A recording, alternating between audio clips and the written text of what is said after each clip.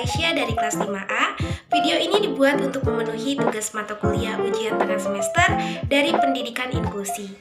Oke guys, stay tune ya.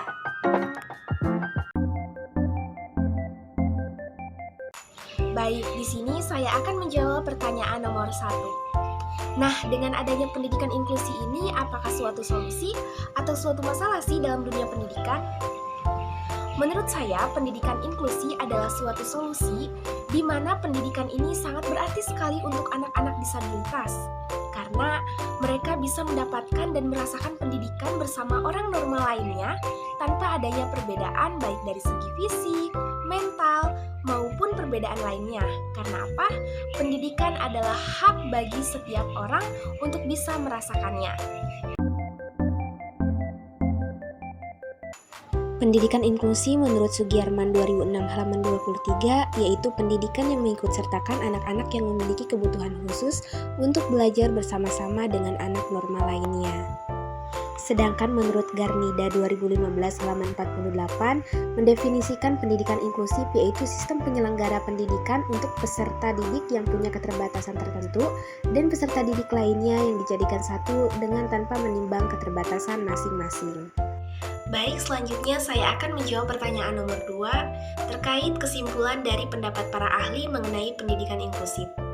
Nah, menurut saya pendidikan inklusif adalah sistem penyelenggara pendidikan yang menampung peserta didik lainnya bersama peserta didik yang berkebutuhan khusus atau ABK, disebut juga dengan penyandang disabilitas.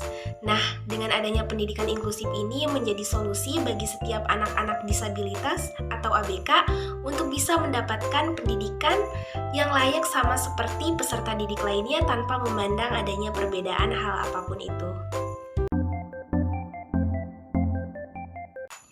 Baik, di sini saya akan menjawab pertanyaan nomor 3 terkait konsep dasar tunanetra. Tunanetra adalah seseorang yang memiliki keterbatasan dalam hal penglihatan. Nah, mereka itu bisa dikatakan dengan buta total. Tetapi dari beberapa mereka masih dapat melihat dari sisa-sisa penglihatannya, walaupun tidak dapat melihat secara normal. Anak-anak tunanetra memanfaatkan indera peraba, penciuman, dan pendengaran dalam melakukan aktivitasnya, walaupun mereka tidak dapat melihat.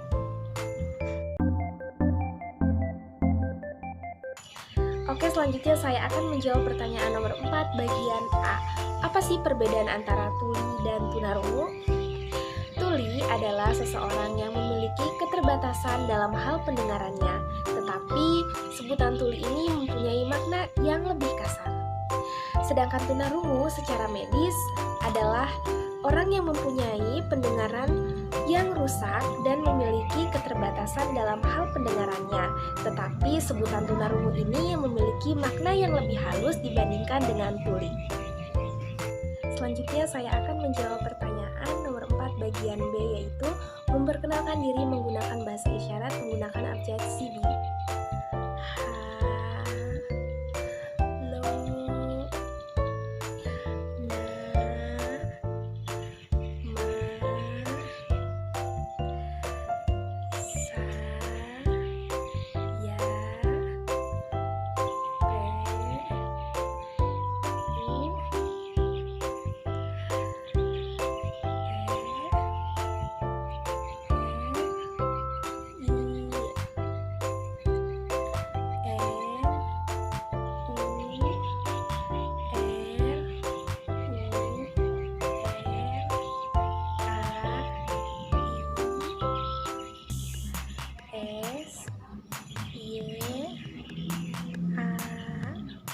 Putri Nurul Aisyah.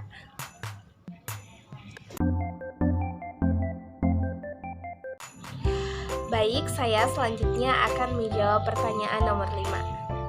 Saya sebagai calon pendidik akan sebisa mungkin mengupayakan untuk dapat membantu anak-anak tunagrahita dalam pembelajarannya. Karena apa? Mereka yang penyandang tunagrahita memiliki intelektual dan kognitif yang rendah. Karena itu, mereka harus bisa mendapatkan perhatian khusus dan lebih untuk membimbing dalam pembelajarannya. Dan juga ketika saya menjadi pendidiknya, mungkin saya akan mempunyai hubungan atau komunikasi yang lebih terhadap orang tuanya untuk bisa memantau perkembangan anak tersebut. Karena apa? Keadaan seperti itu tidak dapat kita tolak dan tidak dapat kita ukur, karena keadaan seperti itu bisa jadi faktor genetik atau faktor hal lainnya yang tidak dapat diubah. Karena keadaan seseorang seperti itu bukan hal yang kita mau, tetapi memang sudah kehendaknya untuk dapat terjadi pada dirinya.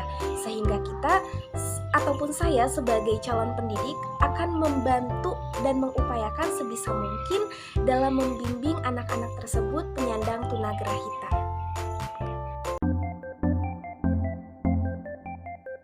Selanjutnya saya akan menjawab pertanyaan nomor 6. Bagaimana sih cara saya membantu orang penyandang tunadaksa jika berada di lingkungan kampus? Nah, saya akan membantu sebisa saya jika memang mereka mengalami kesulitan dalam misalnya berjalan, kursi rodanya tersangkut atau tongkatnya tersangkut, atau mereka mengalami kesulitan dalam hal apapun yang memang berada di depan saya gitu. Saya akan berusaha membantu mereka, bertanya kepada mereka hal apa yang bisa saya bantu, seperti itu. Seperti yang kita tahu kan, anak tunadaksa adalah orang yang memiliki keterbatasan fisik, cacat secara fisiknya ataupun secara cacat ototnya, seperti itu. Selanjutnya saya akan menjawab pertanyaan nomor 7 terkait klasifikasi tunalaras. Dalam buku inklusi untuk ABK 2022 ada beberapa klasifikasi atau kategori anak tunalaras. Yang pertama, the semi-sociality child, anak yang dapat berhubungan sosial tetapi terbatas pada keluarga atau kelompoknya saja. Yang kedua, children arrested at a primitive level of socialization, atau anak yang perkembangan sosialnya berhenti pada level yang rendah dan kurang sikap sosial serta terlantar dari pendidikan. Yang ketiga, children with minimum socialization capacity, atau anak yang tidak memiliki kemampuan untuk belajar sikap sosial. Yang keempat, neurotic behavior, atau anak yang dapat berhubungan sosial tetapi tidak mampu menyelesaikan masalahnya sendiri. Dan yang terakhir, children with psychotic process, atau anak yang memerlukan penanganan khusus. Selanjutnya saya akan menjawab pertanyaan terakhir, yaitu pertanyaan nomor 8.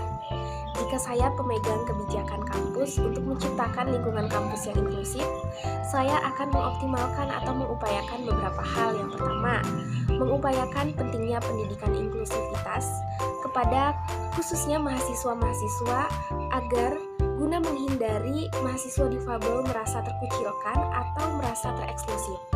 Yang kedua, mengadakan program pendampingan belajar bagi mahasiswa difabel di lingkungan kampus. Yang ketiga adalah penyediaan fasilitas-fasilitas yang ramah difabel guna menghindari hal-hal yang tidak menyenangkan bagi mahasiswa difabel atau mahasiswa disabilitas. Oke guys, sekian video tadi. Terima kasih telah menonton. Wassalamualaikum warahmatullahi wabarakatuh.